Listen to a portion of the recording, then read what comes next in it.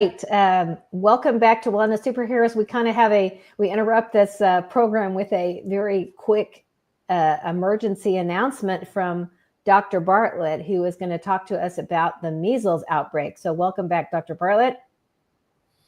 Well, it's a pleasure to be with you, ladies. And we're right in the middle of it all right now. Yeah. So tell us about what's been happening with the measles outbreak. So the first reported death of measles in quite a while, in many years, was in Lubbock, Texas, which is my neighborhood here in West Texas. And the child was reported to be unvaccinated.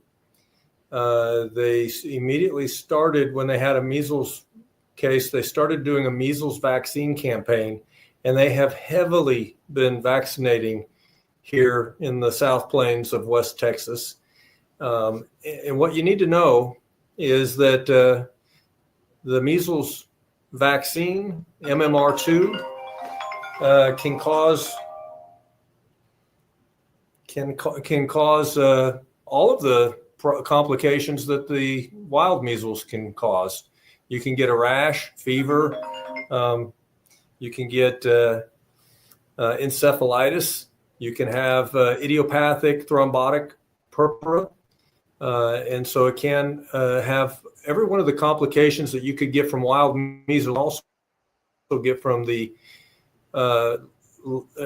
live measles of the vaccine. As a matter of fact, just 4 months ago, coincidentally, in the journals, it was published the incidence of shedding of the live measles from the measles vaccine. And they showed that a third of the children that received the MMR2 would have the virus, which is an RNA virus, in their nasopharynx. And therefore, they said shedding is not uncommon, is the way they worded it. Well, another way of wording that is that it's common. And so you can get a rash, a fever, a cough, that is a measles rash, fever, and cough, because the vaccine is a measles virus. And Wow. so it's supposed to be a live attenuated, which is a term for weakened virus. But it's not the virus that I got as a kid, by the way. MMR1, MMR2, and then they had a third measles vaccine that came out a year ago. And so we have, depending on which vaccine you get, it's not going to be what I got as a kid, just to be clear. And so a lot of adults like myself would assume, well, I got the shot and it didn't bother me. Well, I didn't get what they're using now. And so there actually has been, we're not using the same thing. And so it's not apples to apples. But the fact is that idiopathic thrombotic purpura, which is a condition where you have a lowered platelet count, it affects your immune system for a while. That's why they say do not give this vaccine if you're immune compromised. And if you're around somebody that is has cancer, is on chemo, has AIDS, has rheumatoid arthritis or lupus, and they're on the medicines that treat that. If you've recently got a steroid shot because you had a respiratory infection and the doctors gave you that. They have an antibiotic put in some of the vaccines. And so if you're allergic to that antibiotic that's to protect it from getting infected, you need to know that you should not get this vaccine. It's on the package insert. And so I recommend that parents get on the internet and look up the MMR2 package insert and read what the FDA says. One of the things that's really interesting to me is that the FDA and the CDC are not in sync up until now. And so the FDA gets the information from pharmaceutical companies and about safety and effectiveness and ingredients of their product. And then the FDA will recommend this when you should get those shots based on the information. And on the package insert, the FDA says indicated for 1 year old, not for under 1 year old. But what you see with the CDC is they're saying you could give it down to 6 months old. Well, that's not based on what the information is that the FDA approved it on. Wow. And so you have a disconnect between the CDC and FDA for years now. And so pediatricians are repeating what the CDC says. And I would like to remind everyone that the CDC director said that if you get the COVID shot, you won't get COVID. Right. And you won't spread COVID. And so clearly, the CDC director, Rochelle Walensky, during the COVID pandemic lied. Yeah. She may not have realized she was lying. I don't know if she knew she was lying or not, but she was lying because the COVID shot does not prevent disease. It does not prevent the spread. So that's just one of many examples that the CDC has been wrong concerning vaccines. And so they might get things right too, but they were wrong on vaccines just recently. And so with the MMR vaccine, it's reported a 1 in 20,000 incidence of idiopathic thrombotic purpura. If you 1 in 20,000, if that complication, if you have wild measles, it's 1 in 40,000 from the vaccine. And so the vaccines are not without risk. Wow. Matter of fact, in the package insert, it says if you have an illness right now, you should not get it. And if you have a history of febrile seizures, if you should not get the vaccine. If you have a family history of an immune problem, you should not get the vaccine. There's a lot of contraindications. It is not for everybody. Yeah. And so parents need to have all the information, and then parents can make the decision. And as I've told Bobby Kennedy's team, the parents can handle the truth. The American people can handle the truth, but they deserve to hear the truth. And if a pediatrician is not telling them this information, then they're not following ethically and legally their responsibility according to the American Medical Association for informed consent. Informed consent is you tell all the risks and all the benefits. Tell all the benefits, but tell all the risks. And so, and there's also the ingredients issue. And so we learned a lot during the COVID shots that there's a lot of ingredients that they were not forthright with. Right. And that's why the Florida Surgeon General says he cannot recommend the COVID shot for one person out of 30 million people in Florida. And that's at the Florida Department of Health website. It's been there for a long time now. And he lists the ingredients that nobody's been told, for the most part, about SV40, green monkey cancer-causing protein called green monkey oncoprotein, like oncology, oncoprotein, onco meaning cancer. And this is green monkey genetic code added to the COVID shots on purpose. How many parents have been told that? But that's why there's so many turbo cancers from people who got the COVID shots? Well, the COVID shots were proven to cause frame shifting because it's an RNA with pseudouridine in it, and that makes it not be read accurately. And when it's not read accurately, that's called frame shifting, and it can lead to abnormal proteins that can't be predicted. And when those abnormal non-self proteins are made, if they attach to your liver and your immune system says that's not supposed to be here, that's an intruder, it'll have collateral damage of damaging your liver cells. That's why the Pfizer, the company Pfizer listed autoimmune hepatitis as a risk, associated risk with their product. Oh, wow. That's one of about 36 autoimmune disorders that Pfizer had listed as potential adverse events from the Pfizer COVID shot. Yeah. Meaning it jacks with your immune system. Yeah.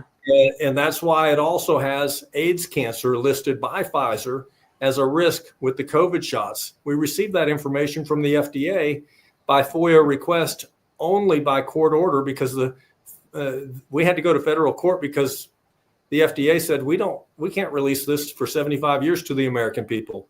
And so we went to federal court, and they told the federal judge, we don't want to release this for 75 years to the American people. And the judge said, Judge Mark Pittman, the federal judge in Fort Worth, said, baloney, you're going to release this. And that's where we got the list of 1,200 adverse events of special interest. That's the COVID shots. Yeah. But for measles, if parents want to give the vaccine to their children, they can, but they deserve to know that they have a risk listed on the package insert of encephalitis, the very thing you're trying to avoid with wild measles. It's a risk with the live measles in the vaccine, per the FDA. Had to be added to the package insert because it can and does happen sometimes. It's rare with regular measles. It's rare with the vaccine. But things that are common with the vaccine virus are a rash, a fever, febrile seizures. These are things that can happen with the live measles or with the vaccine measles. And idiopathic thrombotic purpura. I never heard a pediatrician tell us that. And that's where I haven't heard that in a public service announcement during this or any time in the past. I wish I would have known. And so what do you think caused the outbreak? Like we haven't had an outbreak in a long time. Definitely, some of the cases are a result of the vaccine virus. That's what I thought. That we don't know that all of them are, right. But the same test for measles is used for the wild virus and also for the vaccine virus. So the vaccine measles virus will test positive, right? And it'll be called measles, right? And actually, so somebody who got a measles vaccine, could have caused this outbreak. Is that what you're saying? That is possible. Yeah. Mm-hmm. That is an absolute possibility. Measles does not come from thin air. Yeah. And historically in the United States, the CDC, I was CBS medical expert for West Texas for 23 years. And so about 15 years ago, I looked at the CDC website when it was much more useful. And it listed the last 8 measles outbreaks in the United States and where every one of them came from another country, from migrants from another country. And so, number one, West Texas is on the border with Mexico. Has anyone heard that there's a border crisis? Has anyone heard that there's over 10 million illegal immigrants that have been allowed in the United States, catch and release, have been bussed in, have been flown in? I think I saw a news story about former presidents actually being involved in the plane loads of people coming from South America and Central America into the United States. None of them are being required to get vaccines. Or to get tested, right? To get tested. Yeah. And that's not even an issue. And so they're not checking and measles, polio, tuberculosis are endemic in other countries. Yeah. And so endemic means there's a regular threshold of the wild disease in their country, not in the United States. And so has anyone talked about the fact that tuberculosis is up? And there's no vaccine for tuberculosis. So you can't blame anti-vaxxers. You can't blame people who did not get vaccinated. You can't blame the parents because it's not something you can prevent with a vaccine. So how does that happen? Absolutely. It happens from immigrants coming from another country, especially people who have not been vetted. And so when you have 10 million variables, at least, that came across the border, and it's totally ignored in the mainstream news, that's called propaganda. Yeah.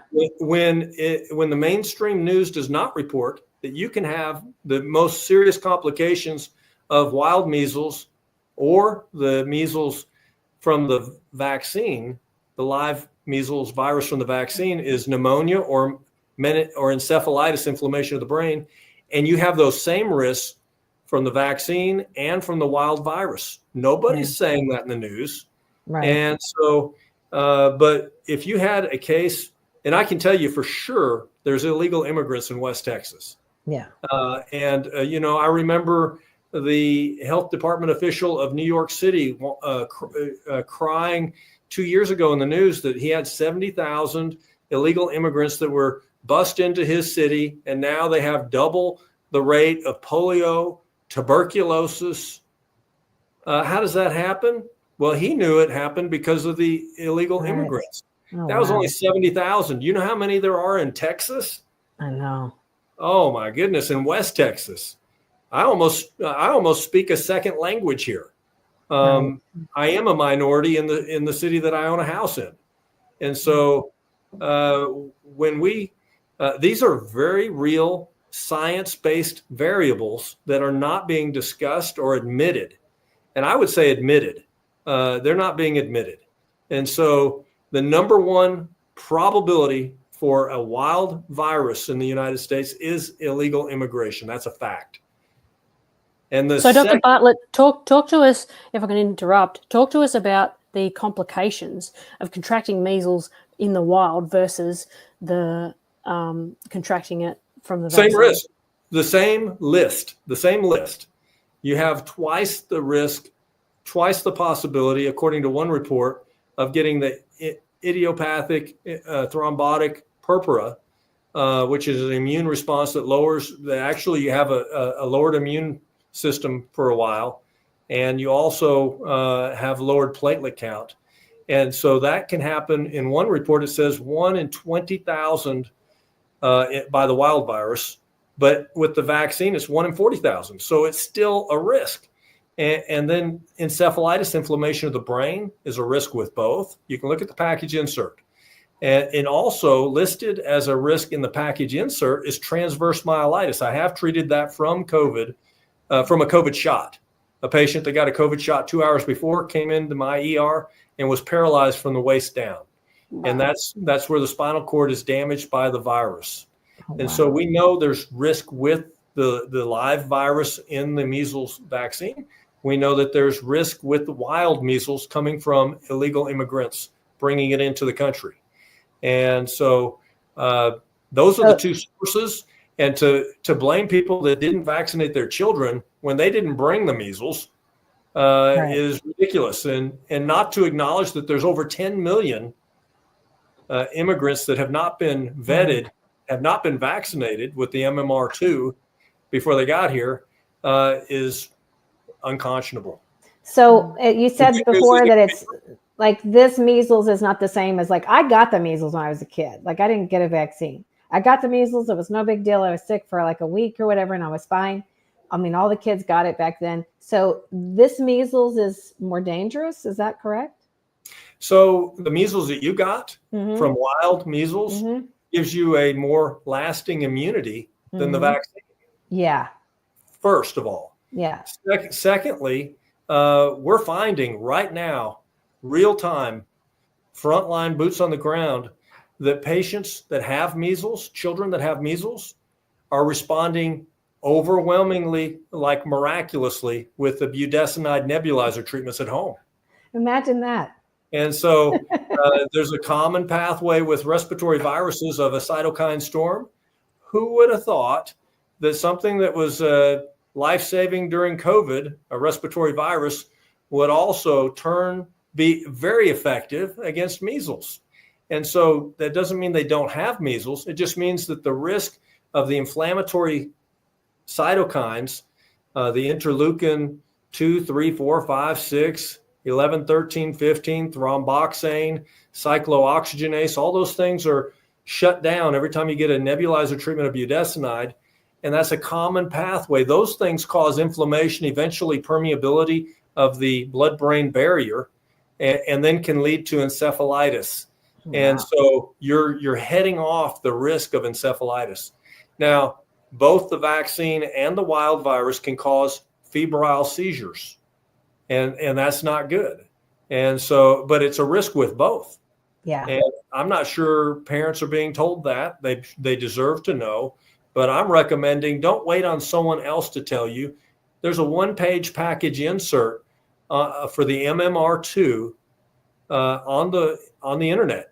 Look at it. If you're a parent, educate yourself, because we've learned during COVID that it does pay, and people have lost their lives when they didn't do their own research and they just blindly trusted someone in a white coat. That's right. That's not how it should be. Yeah. But the good news is, and then the second main complication, either with wild measles or with the measles in the vaccine, is bacterial pneumonia, secondary bacterial pneumonia. The number one risk factor for bacterial pneumonia is a primary viral respiratory infection. That's what measles is. And so this is one of those times you give an empiric treatment with a bacteria, with an antibiotic. This is the time you cover it. Kind of like, and so pediatricians that might not be real smart might say, well, you don't have a bacterial infection. No, they have a respiratory viral illness that is predisposing them to a dangerous secondary bacterial pneumonia. And just like if someone's going to have a knee replacement, they're going to get a load of IV antibiotics empirically, not because they have an infection, but because they're going to be at increased risk because their skin is cut, and the skin, an intact skin is the first layer of protection from a bacterial infection. So we give antibiotics empirically for all kinds of conditions and situations in medicine because it's scientifically sound to do that. And this is one of those situations that you should use an antibiotic. I recommend clarithromycin if someone isn't allergic to it because it covers the atypical bacteria like mycoplasma, a walking pneumonia bacteria, and it also covers strep pneumonia, which is the encapsulated bacteria. So, you know, we've already been here before. We saw that there was a COVID protocol. It's your COVID protocol. It is. It's what worked for COVID. Yeah. And who would have thought that another respiratory virus that actually they just published. How interesting. They just studied and published the incidence of shedding with the MMR virus vaccine in October of 24. Really?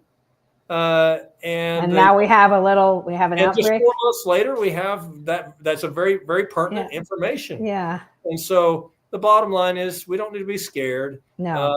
You need to have a nebulizer at home, and budesonide nebulizer treatments are right now helping the family.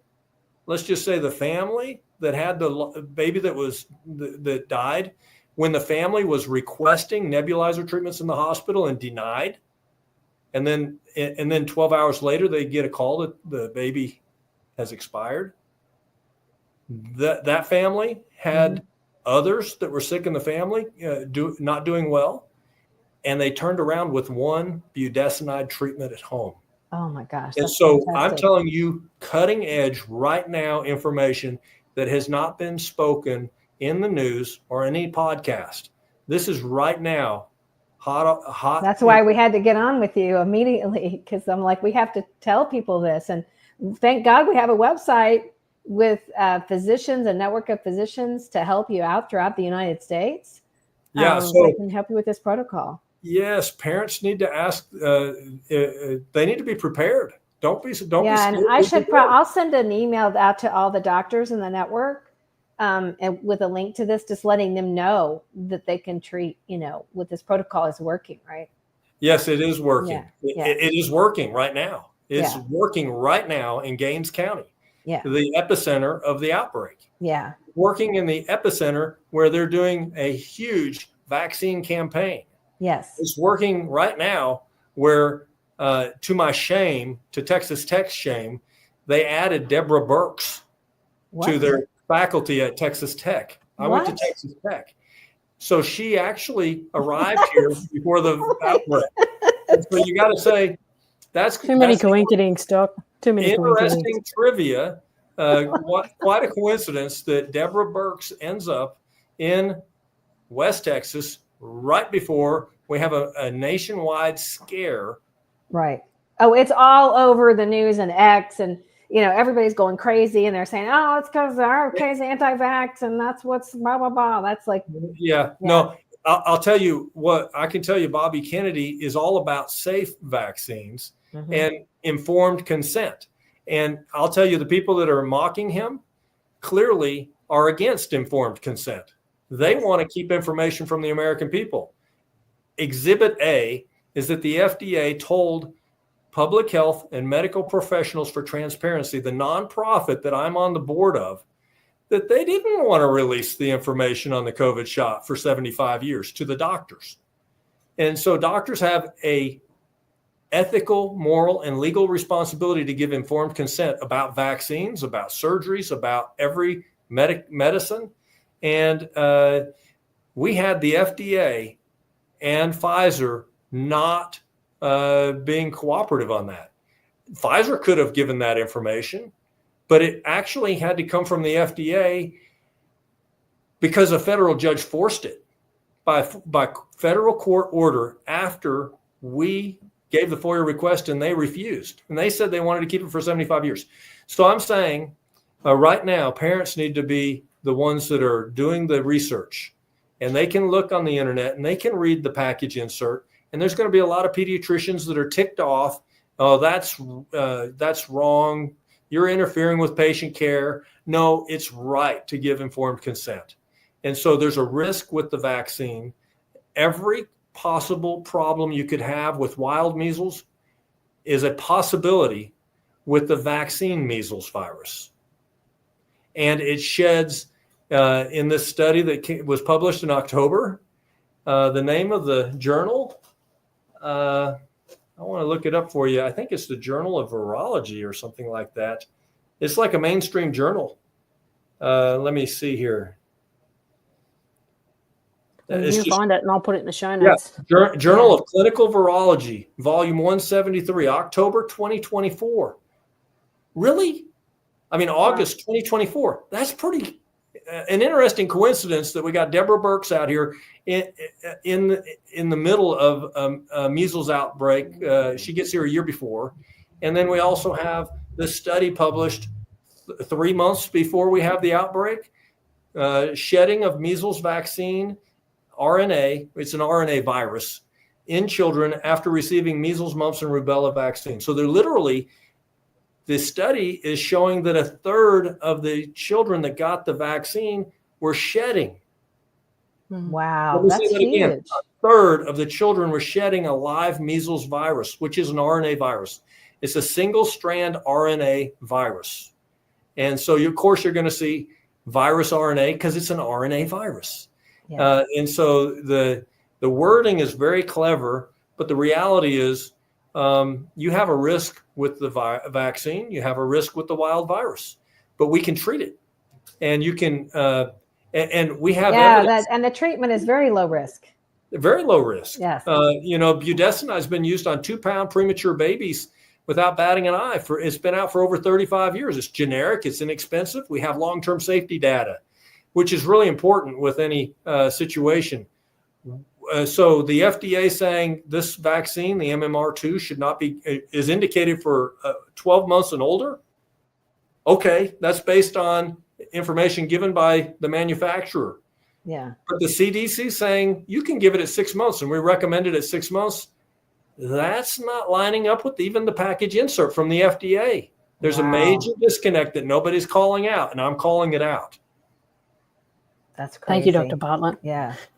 This is very important information. And like you say, parents need to be empowered to go and find the information for themselves, because clearly there's a disconnect, and centralized medicine won't tell you.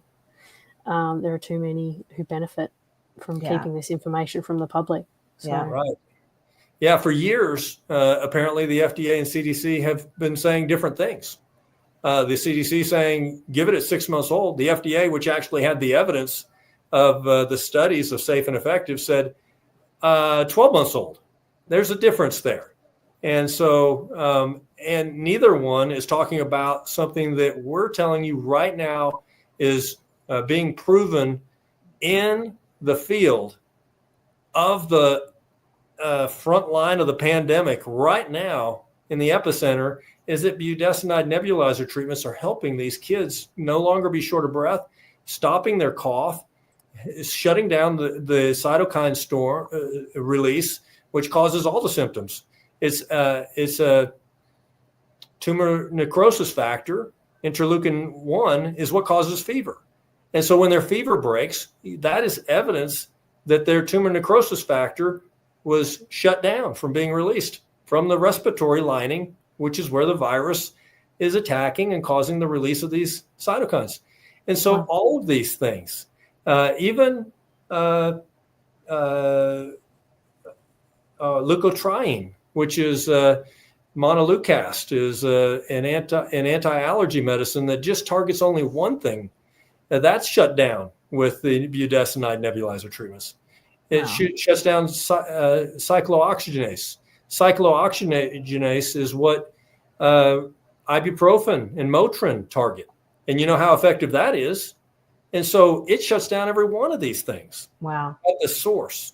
So what about the nasal spray? Would that help too, or is that not recommended for kids? That would No, help too. it would work. It would That's help. awesome. It would Yeah, help, it would help because it will interfere with the release of the cytokines. It'll interfere. It'll stabilize the cell membrane. It'll make it harder for the virus to enter the cells and replicate.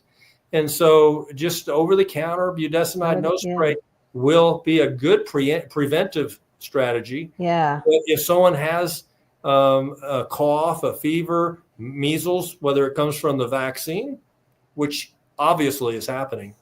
Yeah. So I just had a mayor call me several days ago from a larger city in this area. And he told me that his health department said, look, if we have 3 cases in our county, by definition, that's an outbreak. 3 cases. Oh my God. And they told him, we have 4. We have 4 cases of measles.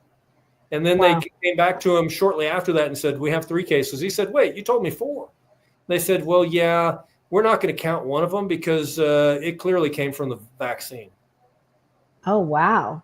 And That's so interesting. that one couldn't even be denied. So they just wanted to remove that from the knowledge of the mayor, of the community, of the media.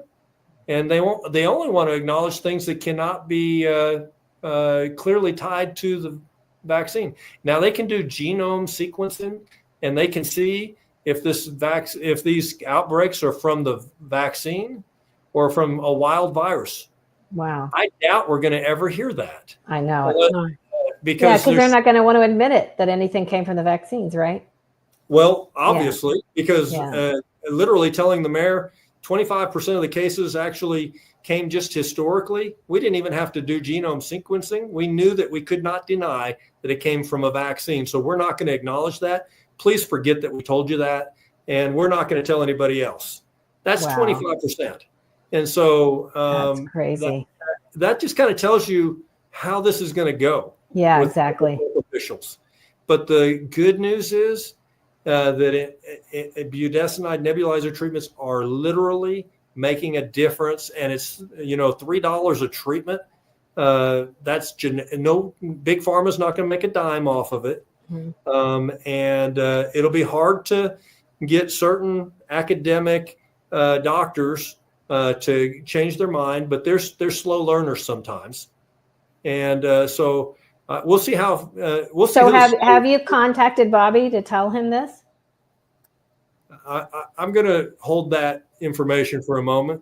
Okay. But we know that people that care are aware of the information I'm sharing with you right now. Okay. And at the same time, for his sake, I'm not going to answer that. But I will say, for anyone watching this, if you're worried about measles, whether it comes from the virus or whether from the vaccine or from a wild strain that came from an immigrant, then we have something that will help. Yeah. And we have the evidence already. Yeah. And no, it hasn't been published. No, we just had the outbreak a couple of weeks ago. Yeah. And it takes time to publish things. Yeah. But you've heard it now. Prove me wrong. Yeah. Yeah. What have you got to lose? Yeah. Wow. Everything to gain. Yeah. Everything to gain. It's readily available. We got long-term safety data on both the antibiotic clarithromycin that's generic, and it's used for infants and children, the antibiotic. The budesonide's been used down to 2-pound premature babies in the NICU, as delicate a human as there is. And it's been used on the fragile elderly in nursing homes. And so these are things that are safe and effective. The vaccine can cause encephalitis. Did you hear me? Yeah. Budesonide does not cause encephalitis. Yeah. The antibiotic, clarithromycin, doesn't cause encephalitis. So you get to pick what you want to do, but you deserve to know as a parent that there's options of early treatment, even if someone has a disease, like some of the kids that are in Gaines County that are really sick, that are turning around after a first breathing treatment. That's really boring. It's boring. It's not sexy. It's not expensive. It doesn't sound dramatic. It's not going to scare everybody in the news to say that we got this nebulizer treatment that your kid's doing while they're watching cartoons on TV on Cartoon Network. That doesn't sound nearly as interesting to mainstream media. No, it doesn't.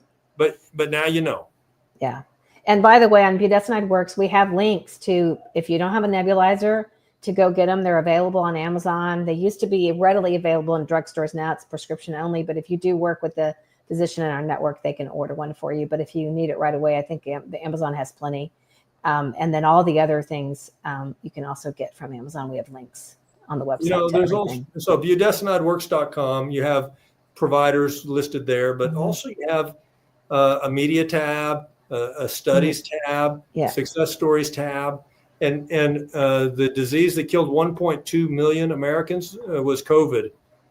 That's a lot more than one with measles so far. Right. And we have evidence there that it works. It's been studied around the world. But there's also myfreedoctor.com that was started by a doctor in Florida that was a Nobel Prize. He didn't win it, but he was a nominee, Nobel Prize nominee, Ben Marble. And you're there. So, you have that option. If you can't get through to those two places, Budesonide Works network fast enough, or because they're overwhelmed with helping people, or myfreedoctor.com, there's synergyhealthdpc.com. synergyhealthdpc.com is another telemedicine service. And we have links to all of those on our website. Yeah. Great. Yeah. So this is a one-stop shop. I mean, you got information, and information saves lives, really. Yeah. And a lot of people died for lack of knowledge during COVID. And we're not going to do that again. No, we're not. We're prepared, not scared. Yeah. Wonderful. Yeah. Well, thank you, Dr. Bartlett. Yeah. Thanks, Dr. Bartlett, for jumping on here. I called you and you was like, it was like, let's get on right now. Let's tell people what's going on and I'm literally working in the ER right now. I'm literally working in the ER here where the outbreak is right now. Yeah. And you know what? I'm not scared. When someone comes in here, if and they have measles, no big deal. We got solutions. We got answers. We're not caught without tools in the toolbox. And so we're not helpless or hopeless. And my message to everyone is we're not helpless or hopeless.